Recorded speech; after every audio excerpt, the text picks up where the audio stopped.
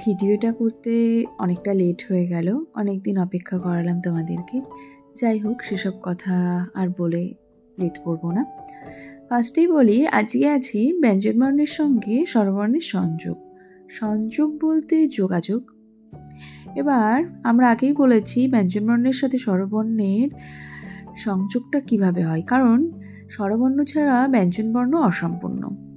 যেমন একটা ক উচ্চারণ হতে গেলে পরে অ এর প্রয়োজন হয়, ক প্লাস অ ক হয়। এবার আমরা জানি যে আকার হস্যিকার ছাড়া কোনো শব্দ হয় না। যেমন ক প্লাস আ হয় ক আকারে কা, ক প্লাস হর্ষই তেমন ক হস্যিকারে কি, ক প্লাস ও প্লাস ক প্লাস ও তাহলে কয় উকারে কৌ হচ্ছে। এভাবেই আমরা এটা জানি। এবার বলবো যে স্বরবর্ণ ব্যঞ্জন বর্ণযুক্ত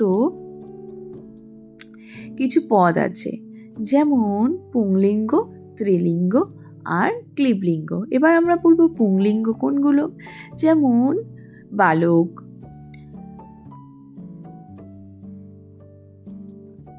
জনক, পিতা, এগুলো হচ্ছে পুংলিঙ্গ। আর স্ত্রীলিঙ্গ কোনগুলো, এই যে স্ত্রীলিঙ্গ আমরা কোনটা কিছু জানি, যেমন বালিকা, বালিকা হচ্ছে স্ত্রীলিঙ্গ, কারণ এগুলো হচ্ছে মহিলা।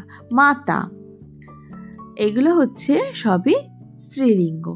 এবার আমরা জানবো যে পুংলিঙ্গ কি করে বুঝবো, স্ত্রীলিঙ্গ কিভাবে বুঝবো। পুংলিঙ্গ আর স্ত্রীলিঙ্গ আমরা পুরুষ আর স্ত্রীদের নাম অনুসারে বুঝতে পারি। বাবা মানে পিতা, মাতা, এইভাবে আমরা জানি। শিক্ষক, শিক্ষিকা, শিক্ষক হচ্ছে পুংলিঙ্গ, শিক্ষিকা হচ্ছে স্ত্রীলিঙ্গ। এবার আসবো আমরা ক্লীবলিঙ্গে। ক্লীবলিঙ্গ কোনগুলো, ক্লীবলিঙ্গ বলা হচ্ছে যেমন ফলম, ফলম কথাটা হচ্ছে ক্লীবলিঙ্গ। নর কথাটা হচ্ছে ক্লীবলিঙ্গ, কারণ এগুলো উভয়ই হতে পারে। নর বললে আমরা স্ত্রীলিঙ্গও বুঝি আবার পুংলিঙ্গও বুঝি, তার মহিলারাও মানুষ, ঠিক আছে। এবার সেই জন্যই আমরা ফলম বলতে আমরা ফলকে বোঝাচ্ছি। তাহলে এগুলো হচ্ছে পুংলিঙ্গ স্ত্রীলিঙ্গ দুজনকেই বোঝানো হয়, ঠিক আছে। সেই জন্য আমরা এগুলোকে ক্লীবলিঙ্গ বলছি। এবার বলেছি এখানে একাধিক বর্ণ সুষ্ঠুভাবে যোগ হলে তাদেরকে আমরা শব্দ বলি।